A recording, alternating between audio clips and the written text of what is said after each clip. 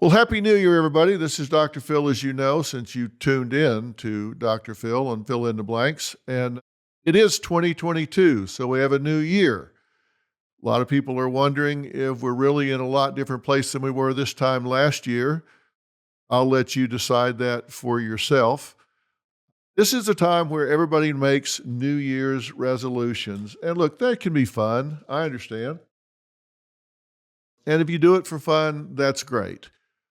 But if you do it like most people do, it never amounts to much. And if you follow me at all, you know I'm not a big fan of New Year's resolutions because they don't amount to much. By about the middle of February, 85% of the people have abandoned their New Year's resolutions because you make them emotionally. You know, we're all fired up on New Year's. We're going to get out there. We're going to lose weight, get a new job, go back to school, whatever. But then when the emotions fade, emotions are fickle, so we don't really do much about it. Well, I don't want to talk to you about New Year's resolutions. If you want to make some, if you want to set some goals, I've got some podcasts out there that talk to you about how to set goals, how to make a goal that's measurable, how to identify the steps to get to it, how to set up a timeline, accountability, and actually turn a goal into something you can attain. Don't want to talk about that today. What I want to talk about is not what you set up to do, but how you approach it. And boy, oh boy, have I brought in a heavyweight to help me do this, because I want to introduce to this conversation Dr. Charles Sophy.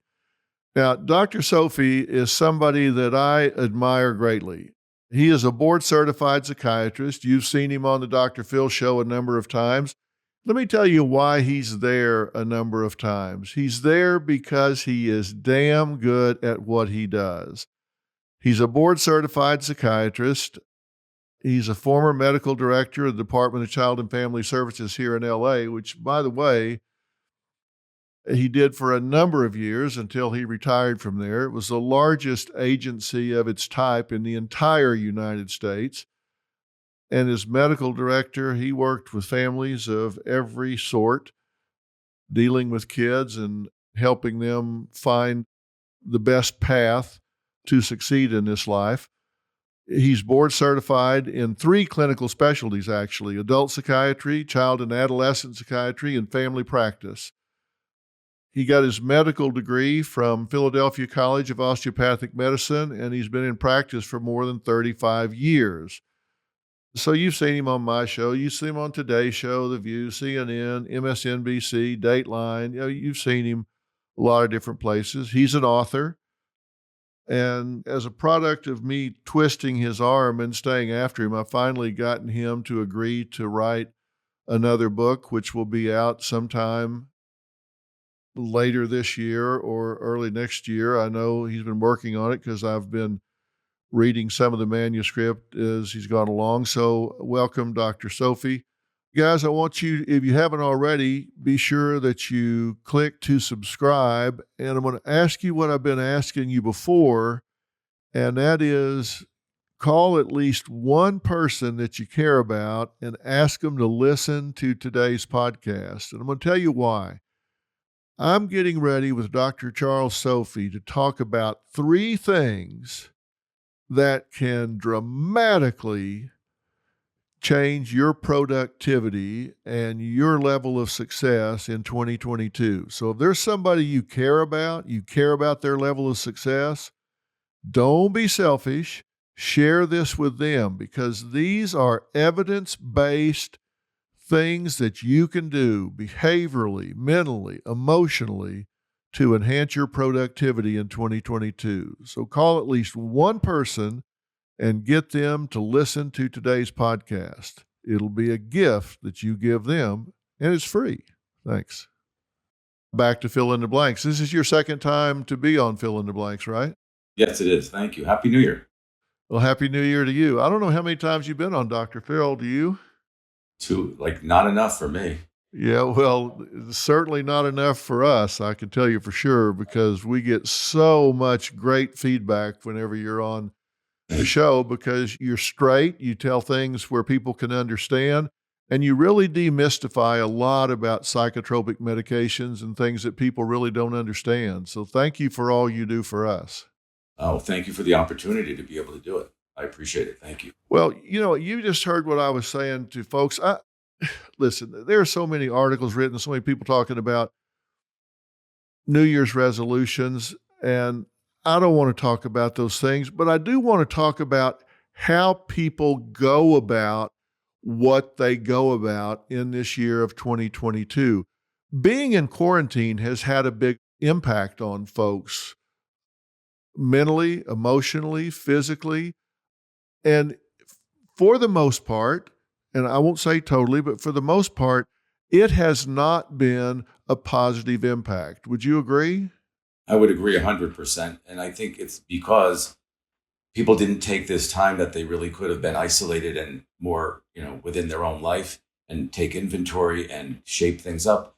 They fell apart and they were dealing with demons inside that they didn't have the tools to deal with. And either they used outside tools that have now led them to bad places, or they just have been stuck and now they're afraid to even leave their home. So yeah, I would agree. Well, do you think people have, because of quarantine, and as a result, people's orbit, their world has gotten smaller because, of course, being at home, even working from home, Yeah. people have become, it seems to me, they've stayed closer to home base. They've been out there less. And I think what people used to take for granted of just normal activities seems to be intimidating now when they think about getting back out there for some people. Yes. Have you seen more anxiety, stress, depression in people in your practice and in the hospital? Yeah, absolutely. I mean, I think instead of seeing this as a positive experience where your orbit, as you say, is smaller, it's more manageable. So now's the time to really reorganize, reprioritize, and be able to move forward with things. But people are not doing that. They're falling apart from the overwhelming anxiety of not having everyday structure that they're used to. And they're not getting up on their feet and they're falling apart. And they are afraid to leave their homes now. They're overwhelmed with their anxiety, and it's now spilling down to their children who don't want to leave home and go to school. Everybody was used to that little nest, but they didn't use it for the best options. I've thought about this a lot, and I've talked to people about it a lot as well. And I want to say to everybody that's listening, if we're describing you or somebody you know, I want to really encourage people to be patient with yourselves, because I understand nobody asked for this, and this is certainly nothing I've ever experienced in my life, and I've been around a while, and I've never experienced anything like this. So I hope as we talk about this, I don't want people to think that I'm being critical or judgmental as opposed to just being descriptive, because I'm one of those people that believes you can't change what you don't acknowledge. So I'm just wanting to acknowledge the fact that we had this quarantine forced on us, whether you believe that it was the right thing to do or not. It is the reality of what happened. So there has been fallout from it. Let's be patient with ourselves about that. And we need to experience some forgiveness for ourselves if we're not behaving the way we wish we should. Our children, if they're seeming a little timid and maybe they've regressed some. And by regression, I mean maybe they're functioning the way they were at a little bit younger age, 1 or 2 years younger than what they were before.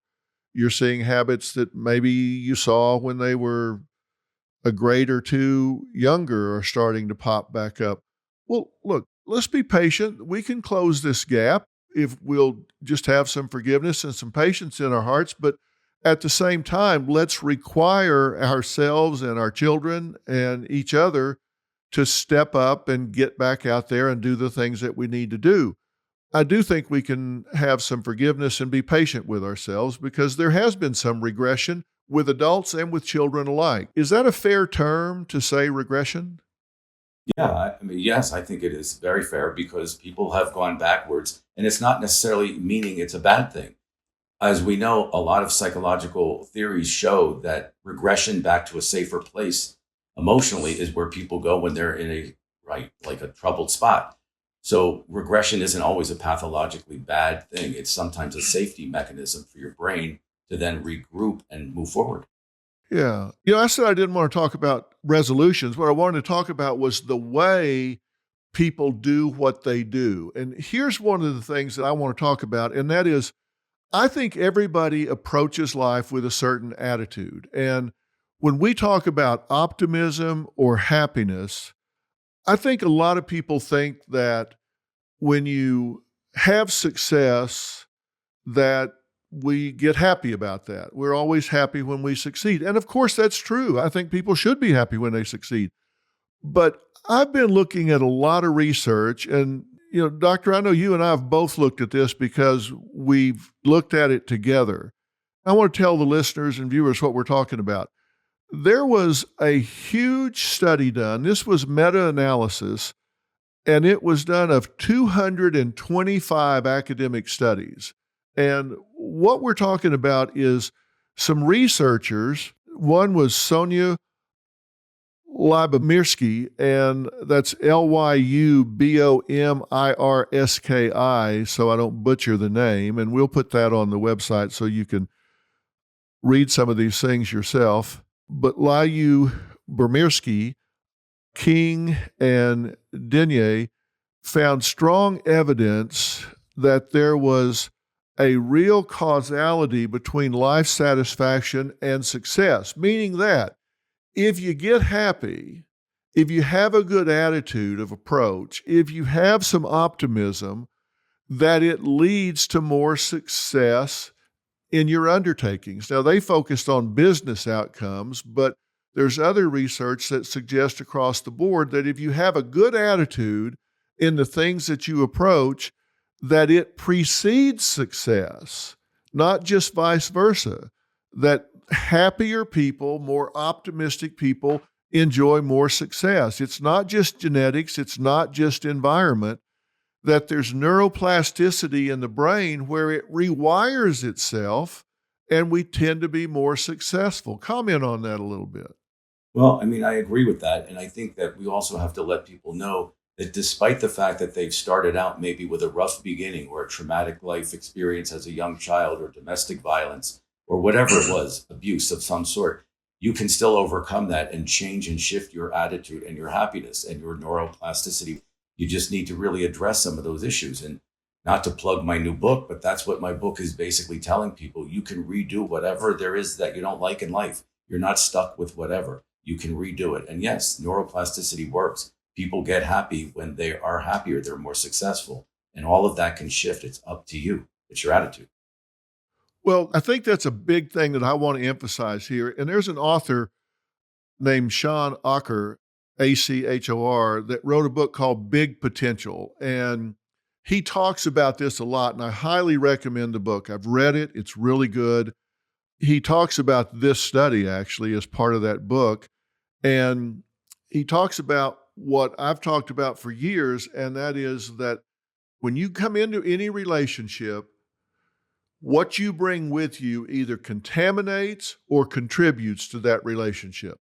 All of your learning history, all of your attitude, all of your beliefs, all of the things that you have learned and define who you are, it either contributes to or contaminates that relationship. And that's true in life in general. What we've seen is that if you develop new habits, maybe you've been someone that's kind of a naysayer. Maybe you see a snake under every rock. Maybe you're one of those people that comes in just expecting bad things to happen and the self-fulfilling prophecy takes place. Well, the flip side of that is true because the brain is very adaptable, and that's why we call it neuroplasticity. If you develop new habits, the brain actually rewires itself. And so how do you do this? If you say, okay, Dr. Phil, you got me. I tend to have a little bit of a negative attitude. I'm not Pollyanna. I'm the other way. I'm a naysayer. So how do I change that? Well, you behave your way to success. And there are some ways you can do that behaviorally. And this is what I'm talking about. I want to be very specific about what you can do on a day-to-day basis. For example, if you resolve every day that you are going to acknowledge some good things in your life. I used to have an exercise where I had people make a 65-item blessing list. They just had to sit down and write out 65 things that they consider to be blessings in their lives. And it just forced them to acknowledge the good things. And it's important that when you acknowledge good things in your life that you write them down. If you do that every day, if every day for 3 weeks you just write down 5 things that you acknowledge are positives in your life, it changes the way you go through this world. Let's say, for example, you write down 5 things that you're grateful for. Maybe you resolve that every day you're going to find 3 people in your life that you compliment. Maybe they're coworkers. Maybe they're parents at the school where your children go to school. Maybe it's your spouse, your partner, someone. But sometime during the day, pick 3 people that you're going to compliment. You're going to find something positive to say where you're engaging people in a positive way. I'm telling you, your brain will start rewiring itself where you have a more positive attitude in your life. And I'm wanting people to start 2022 with some of these positive habits because it leads to a higher degree of success. And that actually happens biochemically. Doctor, talk about that a little bit, because I've always said for every thought we have, there's a physiological correlate. When people think positive things, physical things happen inside their body. Absolutely. Like, just take the example of riding on a roller coaster. When your brain is going up through that, you're scared and you get physical feelings associated with that. When you're fearful of something, you get physical feelings associated with the fear that's shifting the brain chemicals that are allowing you to feel and know you're fearful. So you feel it and you know it. It's your brain and your body. Always. They're always in sync. So if you're going to smile and write down 5 things that you're grateful for, or 3 people you're going to compliment, and you see the smile on their face after you compliment them, that then translates into something physical as well as something chemical in your brain. So it goes without saying, they're hand in hand. Yeah, they are hand in hand. And, the thing that I worry about sometimes is what I call face validity. If something lacks face validity, that means that somebody will look at a solution you've given them, and if it lacks face validity, they go, nah, I don't believe that's really going to be effective, because just on its face, it just doesn't look valid. And like oftentimes, for example, you can tell people it would really help you if you took 10 minutes twice a day to go through some relaxation exercises. That would help you immensely in your disease management. They'll poo-poo that. They'll go, yeah, give me a prescription. Give me some big machine to use or something, because just relaxing for 10 minutes twice a day, that lacks face validity. It doesn't seem significant enough for me to invest a lot of faith in. And so they'll toss it, when in fact, it could be one of the most powerful things they could do. But because it doesn't on its face seem very powerful, they will dismiss it. And what I want to make sure we do in this conversation we're having, Dr. Sophie, is for people to understand we're going to talk about 3 different categories during this conversation that you and I are having that can have a profound effect on how productive, how intellectually efficient people are going into 2022. This can be the difference between whether they are successful or not successful, whether they come out on top or they're an also-ran. This could be one of the most important podcasts that we do all year long if people give this face validity and understand it. Because we're saying here that if you go at things with a positive attitude, I'm not saying being some pie in the sky Pollyanna, but with a positive, realistic attitude, it can be outcome determinative. 100%. I agree. Yes. One of the things that there's a lot of research on is being socially active. And I'm talking about receiving social support and giving social support. For example, let's say you are a career person. If you are socially active, you support coworkers, meaning you engage them. Maybe you finished your work and they've got things going on yet that they haven't finished, and you step across the aisle and say, hey, can I help in some way? Is there something I can do? You engage people. You become an active supporter. That is so important that it actually correlates with longevity as much as does exercise. Just the fact that you become socially active, socially engaged, has as much to do with how long you live as whether or not you exercise. And low social support has as much to do with longevity. It can be as bad as having high blood pressure. That's how important this is. If you have a positive attitude and you engage other people, one of the ways this developing these habits is to become a socially engaged person, then it has a profound effect, even physically, not just on your attitude, but physically. And I've heard you talk about the fact that this correlates with happiness that people experience while they're under stress, because they don't feel alone. Talk about that for a second. Yeah, I mean, absolutely. Because if you use the example you just gave of reaching across the aisle to your coworker, the amount of happiness that comes for everybody and the amount of positive outcomes for everybody, both people in that interaction, is amazing. You're giving, and that's a positive thing. You feel good because you're useful. You're helping somebody. You see the smile and the relief on their face and the gratitude. They give back to you something. It's an interchange of exchange that is positive on every level. And that brings happiness. Happiness brings longevity. Longevity brings success. It all feeds on itself. Yeah, it's circular, isn't it? It all goes together. And there's a study that I read in the literature, and it was also in Sean's book, Big Potential, where he talked about social support during stress. I think this was in Sean's book as well. I know I read the study that there's a 0.71 correlation with happiness if you have social support when you're in high stress situations, because you don't feel alone. So there's a 0.71 correlation with stress. Now, is that significant? Well, let me put that in context for you. There's a 0.37 correlation between smoking and cancer.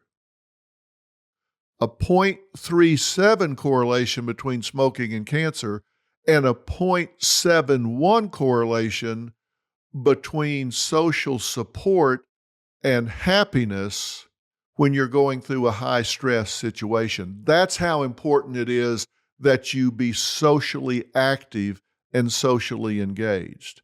Yep. It's 100% right. I mean, because what you're doing is giving your brain literally a chemical break from the negative stress, and you're shooting in some positivity and some chemical shifts in the opposite direction. You're going to feel better physically and emotionally with long-term outcome. Yeah, now that's important for your physical health. It's important for your mental health. But let me tell you, it pays off in other ways as well. And I'm talking not only about receiving social support, but I'm talking about what Dr. Sophie mentioned about giving social support.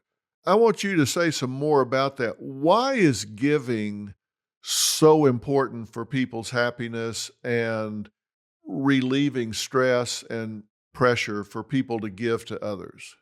Well, because in general, people feel, if they don't feel they're useful and that they have a role in life or their own life or the role of somebody else's life, you don't have usefulness. You don't have a purpose, really. And that's the core of a depression. And that's the core of poor self-esteem, self-value, all that stuff. So if you're able to give to someone, even if it's a handshake, much less a hug, or help them with their work, that's a positive effect on so many levels for yourself, because you feel useful at the end of the day. And useful equals purpose, equals happiness, equals self-esteem. I'm so glad you said that because, look, we learn about ourselves the same way we learn about other people, right? We watch what we do. That's the way we learn about somebody that works with us, for example. If we watch them every day, they're the first one there. They unlock the door. They turn on the lights. They're always there. They're always getting everything going. And we know if we work 200 days in a row and they're there 200 days first, then we make an attribution to them. We say this person is dependable, they're reliable, they're resourceful. We make those attributions to them based on what we observe them do. That's how we make attributions to ourselves. And that's what you're talking about. If you observe yourself being useful in other people's lives, then you make the attribution to yourself, I have value. Right. People value me. They trust me. They look to me. And so my self-worth goes up because I observe myself being of value to other people. Right. And so our self-worth goes up and we feel better about our existence, about that existential question of what's the point? Right. Why are we going through this life? Well, we're going through the life because we're impacting other people. It matters if we're not here. Right. Exactly. That's why people that are depressed tend to isolate themselves and withdraw from society and themselves and their life. And the real treatment is to jump back into it. Now, let me tell you how this pays off.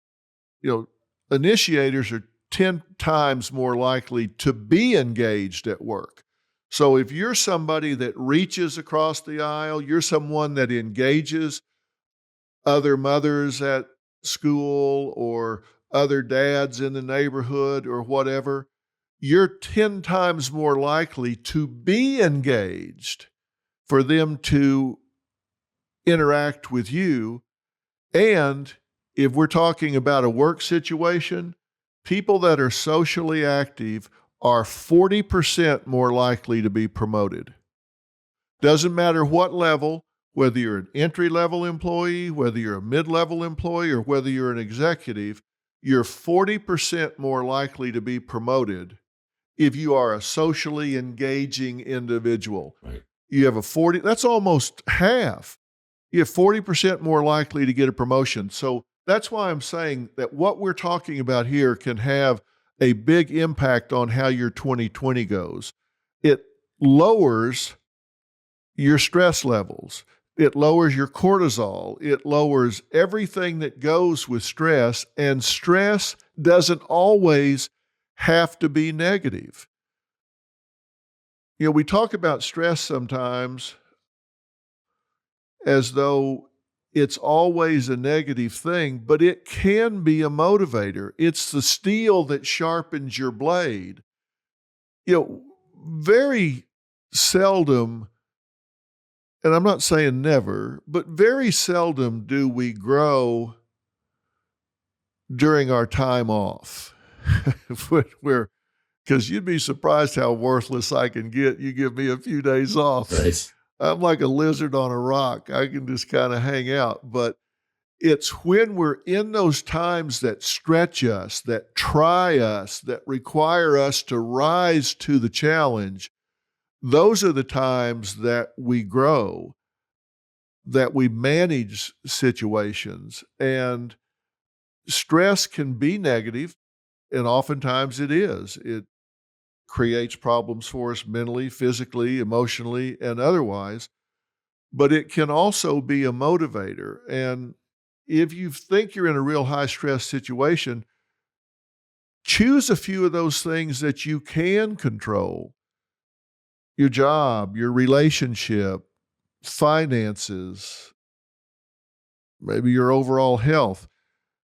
Don't focus on the things you can't control, like the weather or other people or the stock market or whatever. Don't focus on stressors that you don't have any input to. Focus on the ones you do have input to and see what you can do to ratchet those things down some. So you again observe yourself having some mastery over what it is that is creating stress in your life and learn that you have the ability to change those things. People learn what they can control and what they can't by watching what they do. And we do have the ability to handle the stress in our lives. We can de-stress, correct?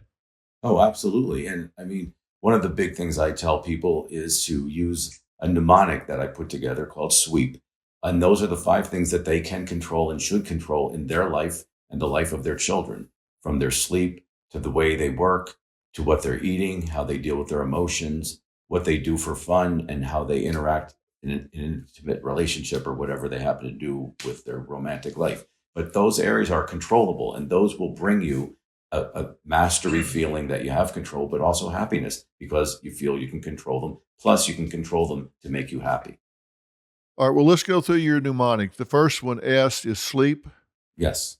The quality and quantity of sleep. You fall asleep, you stay asleep. Is it good sleep when you're waking up? How important is sleep? Well, it's vital. It's our energy. It's our way for our body and our brain to recharge. And if it's not good quality sleep and you're not down long enough and you're not down in a good quality way, you're not going to wake up in a good quality way. You're going to feel exhausted before your day even begins. And then you have no tolerance for life and you feel dejected. You're not going to want to reach across the aisle. You're not going to want somebody to give you a handshake. You're just going to isolate yourself. And it's the beginning of a shutdown. Sweep. SWEEP. Sleep, work, eating, emotional expressions of yourself, and play. Okay. And the last one is play. Play. Yes. Hobbies. And that's really important, right? Play is so important for people to set aside time Yes. to get out of harness and do something they really enjoy. Right. And they should be doing things with others as well as by themselves, because hobbies are a great self-soothing tool to have when you're in a time of stress to soothe yourself. And they're fun. And they should be things that you can do alone as well. Yeah. Thanks for sharing that. That's really important. And we'll list that one out on the site for everybody as well. So in summary, what we're talking about here is that you go into this year actively monitoring and managing your attitude. And really ask yourself, are you a negative person? Are you fatalistic? Do you go into something deciding, this isn't going to work out. I'm not going to be happy. I'm going to be a victim. Things aren't going to be the way I want them to be. And if that's the way you look at things, that's probably how it's going to turn out. Now, I'm not asking you to be some Pollyanna. I'm just saying if you have a positive attitude and if you behave in a positive way, particularly socially engaging other people, and you change your internal dialogue, the things that you're saying to yourself, the chance of you succeeding in whatever you undertake, personal life, relationship-wise, career-wise, your chance of succeeding is going to go up dramatically. So you've got to decide what your attitude of approach is and what you're going to do to change it. And I gave you 3 or 4 things you can do to behave your way to success and give your brain a chance to rewire itself by having positive habits. Yes. And when you do the habits, your brain will rewire itself. Yep. Now, I want to shift gears. I want to talk about what I think is a huge myth. This is a big one because if I can get you to stop doing what I'm getting ready to talk about, you can increase your productivity about 40%. Now think about that. I don't know what your level of productivity was last year, but if you could increase it 40%, how much difference would that make in your life in terms of your relationship, your earnings, your quality of life? 40% is not nothing.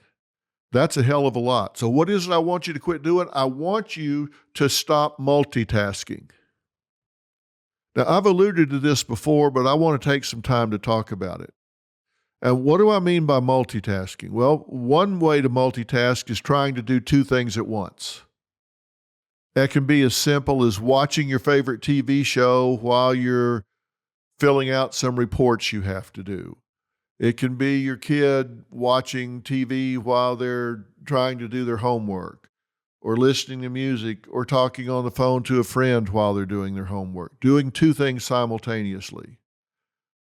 Another way to multitask is to switch between tasks before either one of them's done. You're doing A and B, and you switch from A to B.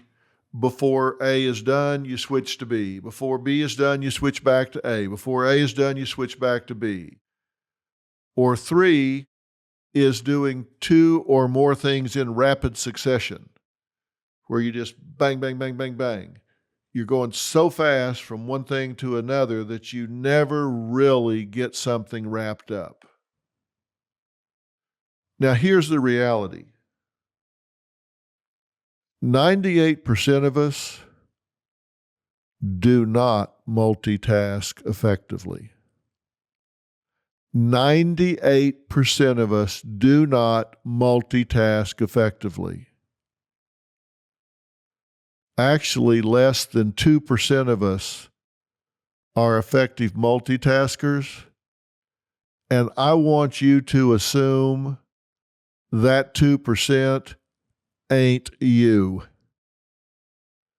I want you to just assume you are not among the 2%. And research tells us that people hugely overestimate their ability to multitask.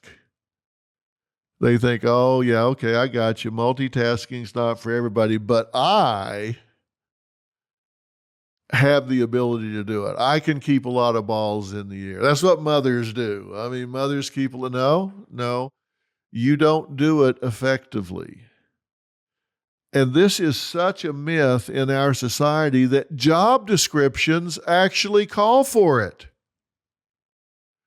They say, you got to have this training, you got to have this credential, you got to have this experience, you have to have good people skills, and you have to be good at multitasking. No, you don't, because nobody's good at multitasking. 98% of the people aren't good at multitasking. Who's writing these job descriptions? Where did they go to school? You shouldn't be asking people on job descriptions if they're good at multitasking as a requirement to get the job, because that lets out 98% of the people. What is it, Dr. Sophie, that makes people think that's the best way to go through life, is trying to keep all 10 balls in the air at one time instead of handling one ball, then putting it down and picking up number 2? Well, I think it's several things. I mean, one is, I think the myth that people think if they're moving in a quick manner, as you said, and they're doing one thing after another, they're not even checking to see if they've effectively task completed, as you said, and they're going backwards and forwards and just spinning between tasks that don't get completed. Besides moving at that high rate of speed, they're getting a false sense of completion, and they're really not completing. And then they end up in burnout because they're exhausted from everything. And at the end of the day, you're burned out with nothing really completed. And so I think it's a myth that they think because they're moving fast, they're accomplishing, but really at the end of the day, you're not. Do you think that people do this because it makes them feel important? Because it makes them feel like, oh, I'm just so busy. I have so much to do. I have so many things going on. I must be the most important person in the room. Well, I think it's that. And I also think it gives people, as we talked about earlier, a sense of mastery and control over something. And they think if the more they can control, the more they do, the more they can control. But at the end of the day, you're not controlling anything because nothing's being done except you're standing and running in place. Well, you are running in place because, look, in order for us to complete a task, we have to set a goal. We have to identify the information we need to achieve it. We have to disregard irrelevant distractions. And then we have to move forward towards completion. Right. Now, that's a 4-step process. Right. And if you're trying to do that on 5 different things, come on. Exactly. There ain't no way in hell that you've set 5 goals, identified the information needed to achieve it, locked out all the irrelevant distractions for all 5 of those different things you're pursuing, and identified the necessary action plan to get to each one and are effectively executing it. There's no way you can do that, because I can tell you right now, the other 4 are already interfering with the one that you're trying to work on in the moment. Right.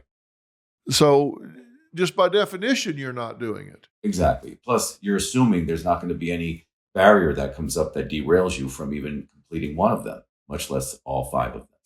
So you can't predict that nothing's going to happen either. Of course not. And let me tell you how the brain works here. And, this is my area. This is where I've focused most of my training, and what I focused on in my practice is how the brain actually works. And this involves multitasking, requires the brain to refocus, and that costs time. There are task switch cost, and there's goal shifting. So you're deciding to do one thing instead of the other. And when you're changing from the rules from one previous task to the rules of the new task, the brain's having to accommodate to all this. And it's having to refocus. And all that time you're spent refocusing reduces productivity 40%. Right.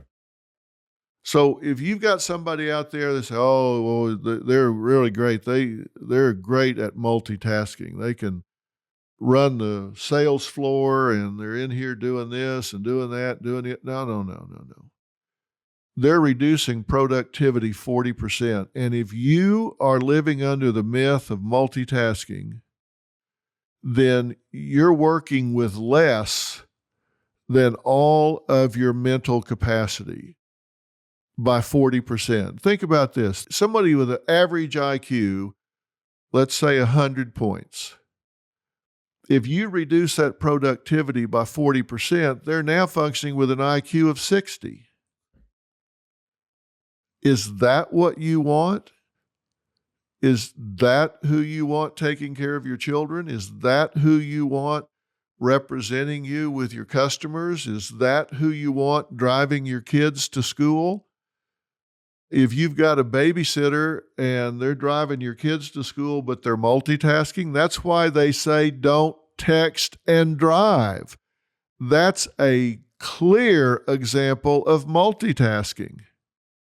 Yeah. You cannot drive an automobile at 3,000 pounds, 50 miles an hour, while you're looking for the T on your keyboard, while you're reading a text. That's multitasking. Errors go up. Mistakes go up. Things just don't go smoothly. Think about texting and driving. That is the perfect example of multitasking and why it doesn't work. Right. I mean, multitasking does not come without a high cost, and then also low productivity. So it's a lose-lose on all levels. But people don't think that because it doesn't feel that way to them. Well, so let me tell you what research tells us who tends to multitask. These tend to be approach-oriented, reward-focused people. They consider the possible benefits of multitasking, Right. and they're attracted to the higher potential rewards they think it will get them. They're high sensation seekers. They need constant stimulation. They think, oh, there's a lot of variety if I'm a multitasker. They're people that are convinced they're part of the 2%. And like I said, let's just agree we ain't part of that 2%. I'm not, you're not. And they're people that tend to have trouble focusing. They have trouble sticking with something and seeing it through to the end. Think about talking to your children.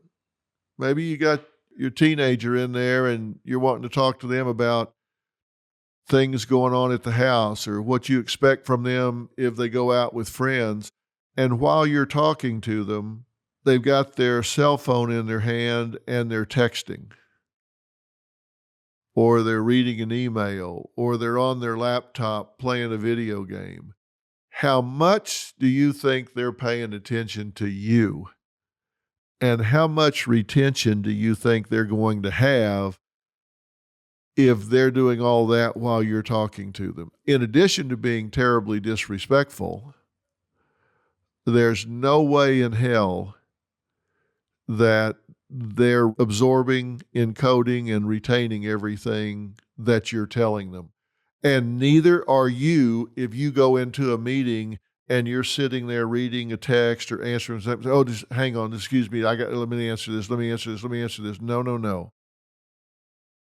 That doesn't work. And I don't know why we have gotten into this habit of thinking that we can keep 10 balls in the air at one time, because we simply cannot. And it reduces your productivity 40%. If somebody had come to you and said, I can increase your cognitive functioning 40%, I can increase your productivity 40%, would you like to do that? You would say, of course. Right. Well, that's what we're telling you right now. Yep. Make a list and do one thing at a time. And you'll feel so much better, and outcomes are going to be so much higher. It's the only way to do it. So let me tell you how to do this. First off, if we're talking about in your home or we're talking about in your work environment, be a role model. Set up boundaries. Create a culture in your home, in your marriage, in your workplace of being in the moment 100%. You've got to set up that culture. As I say, whether it's at home or at work, set up the culture of say, look, this is going to be a short meeting, and requirement, I'm turning my cell phone off, you're turning your cell phone off. This meeting can last for 30 minutes, everybody with their cell phone on, or it can last 10 minutes, nobody with their cell phone on. So we're all going to leave our cell phones in the other room, or we're going to turn them off, and we're going to be present in the moment 100% while we're here. And this requires mindfulness. It really does. We are a clickbait society where we go online and look up something, and there's clickbait down there, and we click on it, and we go down the rabbit hole. And we're 17 minutes into the mission and realize we haven't looked up the recipe. We haven't answered the text from our daughter. We're 17 minutes into the mission and we haven't done a damn thing we got ready to do.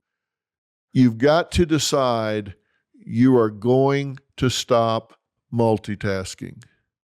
Either record the TV show and watch it later, or watch it now and do your work later, but you cannot do both. And if you tell yourself you can, you just simply don't have the mental bandwidth to do it. I don't, you don't, we don't. We just need to be very clear about that. And this is one of those things that, like having a good attitude of approach, you just have to decide, hey, this may not have a lot of face validity, but I'm going to do it in 2022. I'm going to practice mindfulness. I'm going to come present in the moment. I'm going to focus on what I'm doing. And when you do, I promise you, you're going to achieve what is called a state of flow. And the state of flow is when you get into a subject enough that you reach your peak efficiency on that subject matter, and that generally takes at least 15 minutes for your brain to get focused, for your brain to get aligned, for everything to be shut out, and you get into peak efficiency of problem solving, of whatever it is required to deal with that subject matter. It takes 15 minutes to come into full focus and gather everything you need to gather in order to properly deal with that subject matter. And if you're switching back and forth, you start over again at ground zero every time you come back to the task. If you want to get into a state of flow, you've got to do one thing at a time and stay with it. Yep. There is no substitute. Now, Dr. Sophie, what do we need to say to people for them to get how important it is to let their brain function the way it works? Well, I think it's important for people to understand that they want to use labels and they want to say maybe they have ADD or they have ADHD, which are all, components of impulsivity, poor, distractibility, low concentration, lack of task completion, all of the things we're talking about. It doesn't matter if it's a label. It doesn't necessarily mean medicine has to work, because even the patients that I treat with medicine still need to do all of the things that we're talking about. You have to have self-discipline. You have to train your brain. You have to do it, because otherwise it is going to be scattered all over the place with low productivity. It's something we all have to accept about ourselves, no matter what. Whether that lack of focus is driven by anxiety or a frontal lobe dysregulation, or it's just who you are, you still have to get a handle on it. And the only way to get a handle on it is to do the things we're talking about. Yeah. And let me say one more thing about this. You may have heard me talk about this in the past, and what I haven't talked about is this. Make a priority list. And this is probably going to change day to day. Set up your priorities 1 through 5, 1 through 7, whatever it is. And if at any time during the day you find yourself working on something other than number 1, stop what you're doing and go back to number 1, or it shouldn't be number 1. And I'm going to tell you why I say that. It's not just because that's in the number 1 slot and therefore you should focus on it. We have a certain degree of bandwidth reserve. If I come back to my desk at night getting ready to work on the show that I'm going to do tomorrow, and I get back here and answer 15 emails and write out 5 or 6 and read 2 articles and then say, okay, that's it, got it, enough's enough, I'm going to get down to what I came back here to do. That's foolish on my part, because I have depleted my cognitive reserves by the time I get to the reason I came back here to begin with. What I should do is come back here and begin with my number 1 priority. And once that's done, then take some time to do the little nit noise, the emails, the clickbaits, the articles, whatever. But do the most important thing while you have the biggest reserve of bandwidth available, because you're draining it away with all of those things you do before you get to what you sat down to do. Right. And Dr. Phil, it's also important to understand for people that at the end of the day, low productivity, task distraction, lack of task completion, multitasking, all of that leads to poor self-esteem, because you don't feel good about yourself or your purpose if you're not producing, and you're not producing as best as you can. I think that's very important. Again, you're watching yourself, and Right. if you're letting yourself get chipped away with the miscellany of this clickbait world, then we never are going to be at peak efficiency. And we want to observe ourselves being at peak efficiency. Now, I said there were 3 things that we were going to talk about that were going to greatly enhance your functioning in 2022. I said I didn't care what it was you were going to work on. I just wanted to be sure that whatever it was, that you were going to do it with peak efficiency. And the third thing that Dr. Sophie and I want to talk about is what I call mind clutter. And when I say mind clutter, I mean how much distraction is in your environment, internally and externally. Your physical environment, your appointment book, your inbox, all the unfinished emotional business you've got in your head. There's something called the clutter effect, and it affects your life satisfaction, your physical health, your cognitive efficiency. And Dr. Sophie, isn't it true that the brain, particularly the executive function in the neocortex of the brain, likes order? It likes everything in its place and a place for everything. And anything that disrupts that creates anxiety. Yes. And the higher rate of multitasking that's done, the higher rate of clutter there is, and vice versa. And they're inversely proportional to each other. So one feeds off the other, and both are going to be detrimental to you as a human being overall. Well, the degree of visual distraction in people's lives, if they come home and the kitchen is cluttered, cabinet doors can't be closed because of receipts and bills hanging out, it increases cognitive overload. It increases cortisol levels, which is kind of like a low level of the fight or flight response. Maybe you've lived in the same house for 30 years. Okay. So in 30 years, look, we accumulate things. And they're things of value. I understand that. Robert and I have been married for 45 years, and across 45 years, we've accumulated things. There's no question about it. But if that creates clutter and chaos, it changes your life world. It changes the way your mind experiences your environment. And it can actually create physical pain. It can create low subjective well-being. Even those that have a cluttered, chaotic environment are 77% more likely to be overweight. Because they have a chaotic environment, they have a chaotic diet, they have chaotic eating patterns. And with hoarders, which is the extreme level of clutter and mind clutter, if you do what's called an fMRI, a functional MRI, there are parts of their brain that are activated the same as if somebody hits their thumb with a hammer.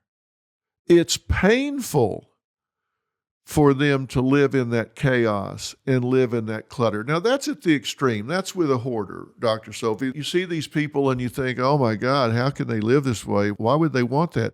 They don't want it. It's painful to them to live that way. Very painful. It's psychologically painful, yes. It's like, I tell people oftentimes, that kind of clutter, walking into your home at the end of the day, you think you're at home and it's going to be a safe, nice, enjoyable place. And if you walk into a cluttered kitchen, as you say, it's as well as you throwing everything in your hands up in the air. That's what your brain is doing when it hits a room like that. It becomes increasingly upside down. It scrambles itself, basically, and it's chaos all the time. And that puts you then into a psychological and a physical crisis mode, which is really not going to be good for productivity. Well, two researchers at Cornell, Cutting and Armstrong, did a research project where they said people that live in this kind of cluttered environment are less efficient at visual processing. And by extension, this hurts relationships because they're so distracted by the environment that they don't read the room very well. They don't read their partner's face very well. They don't pick up on subtle clues because they get lost in a sea of minutia.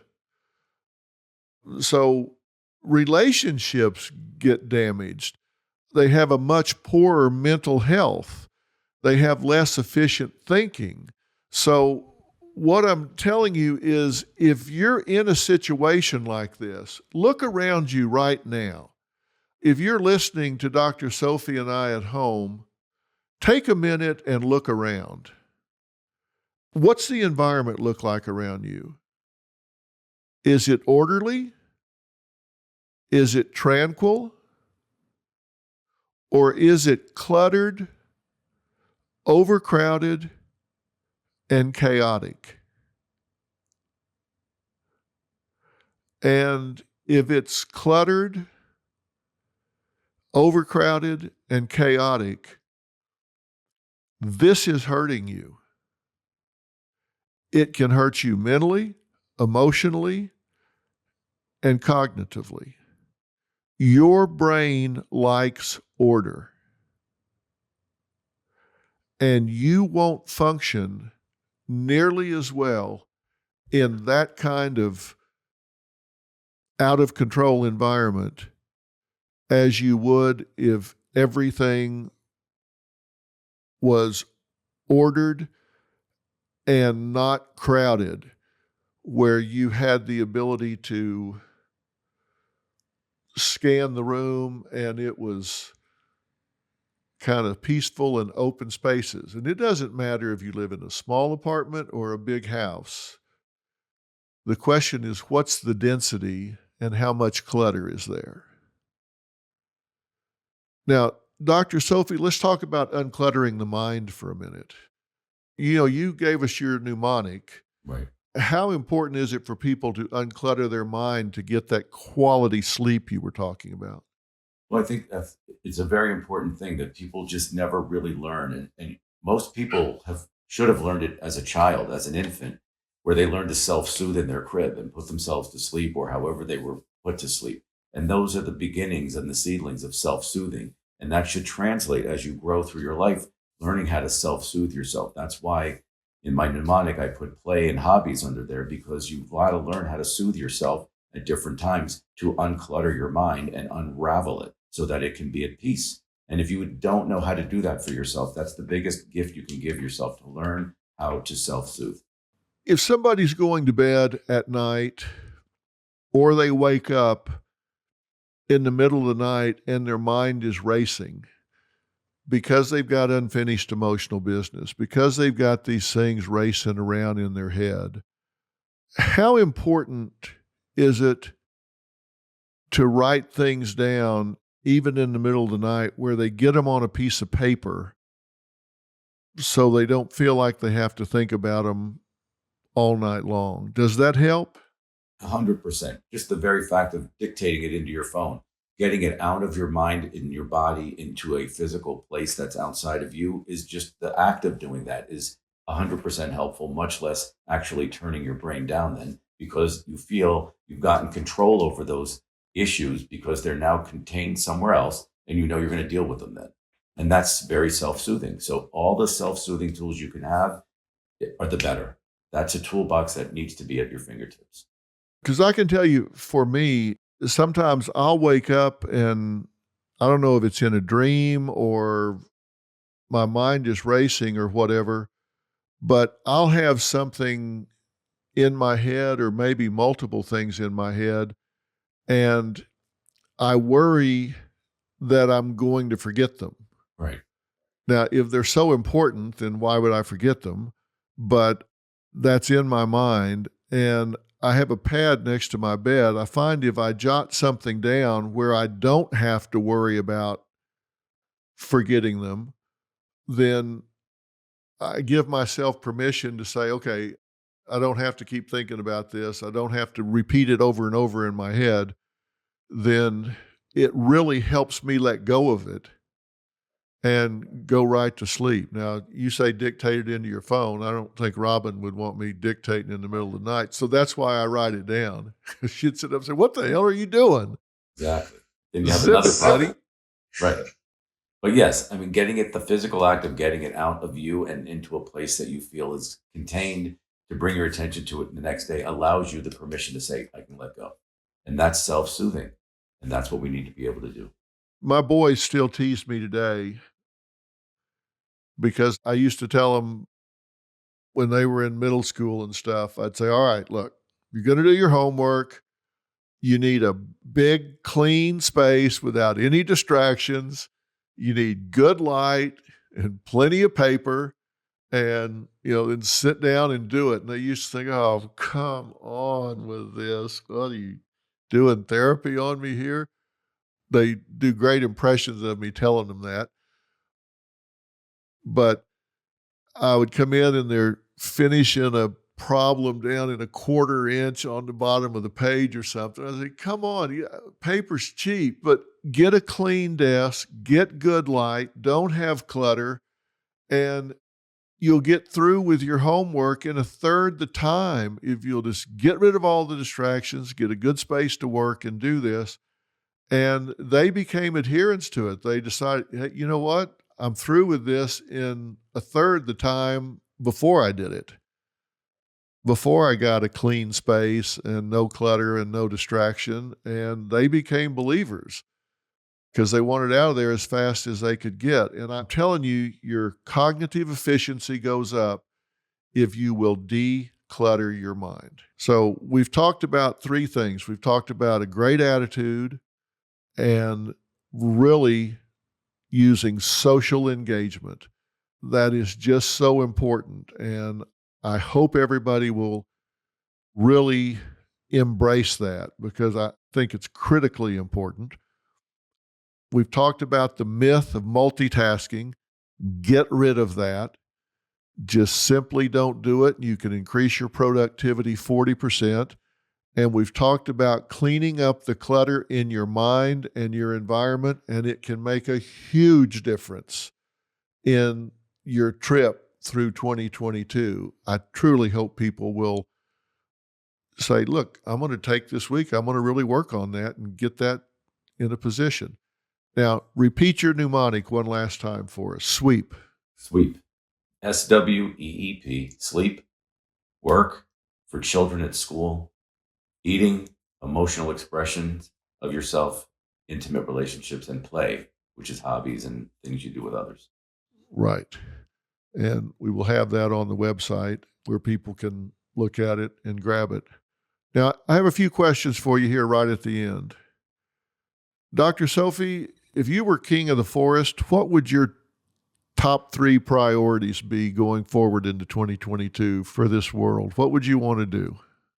I would probably, it's a great question. I would probably want people to really regulate their life. And what I would tell them to do is follow that mnemonic as best as they can, because those 5 areas are critical to existence for themselves as individuals, their children, their families, their homes.